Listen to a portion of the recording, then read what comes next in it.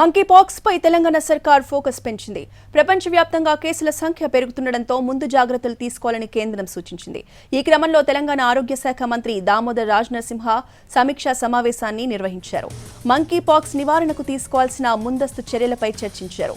అవసరమైన medical kits, మందులు, ఆసుపత్రుల్లో ప్రత్యేక వార్డులను కూడా అందుబాటులో ఉండేలా చూసుకోవాలన్నారు. హైదరాబాద్లోని గాంధీ ఫీవర్ హాస్పిటల్స్లో ప్రత్యేక వార్డులు ఏర్పాటు చేయాలని ఆదేశించారు మంత్రి.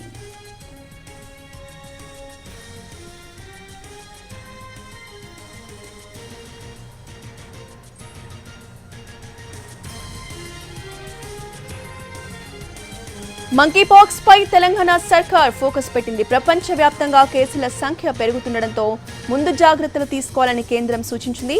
ఈ క్రమంలో తెలంగాణ ఆరోగ్య శాఖ మంత్రి దామోదర్ రాజనరసింహ సమీక్షా సమావేశాన్ని నిర్వహించారు. మంకీపాక్స్ నివారణకు తీసుకోవాల్సిన ముందస్తు చర్యలపై చర్చించారు. అవసరమైన మెడికల్ కిట్స్, మందులు, ఆసుపత్రుల్లో ప్రత్యేక వార్డులని అందుబాటులో ఉండేలా చూసుకోవాలన్నారు. హైదరాబాద్లోని గాంధీ ఫీవర్ ఆసుపత్రిలో ప్రత్యేక వార్డులు ఏర్పాటు చేయాలని ఆదేశించారు మంత్రి.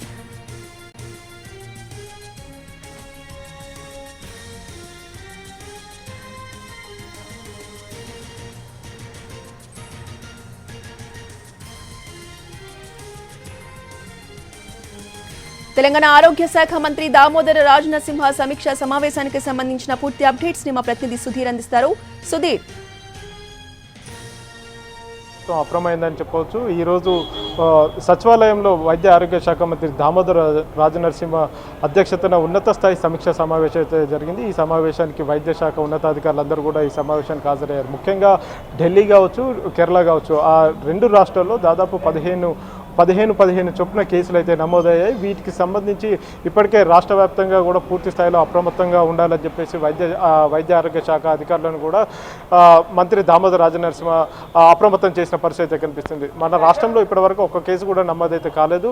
ఈ విషయాన్ని అధికారులు మంత్రి దృష్టికి తీసుకొచ్చారు. వివిధ రాష్ట్రాల నుంచి రాకపోకలు కొనసాగిస్తున్న ప్రయాణికులు కావచ్చు, వివిధ రాష్ట్రాల నుంచి ఎప్పటికప్పుడు ప్రయాణాలు చేసే ప్రయాణికుల విషయంలో కొంత జాగ్రత్తగా ఉండాలని చెప్పేసి కూడా ఇప్పటికే అధికారులు సూచించిన పరిస్థితి కనిపిస్తుంది. మరొక వైపు ఇటు ఎయిర్పోర్ట్లో కూడా స్క్రీనింగ్ టెస్ట్ చేయాలని చెప్పేసి కూడా నిర్ణయానికి వచ్చిన పరిస్థితి కనిపిస్తుంది.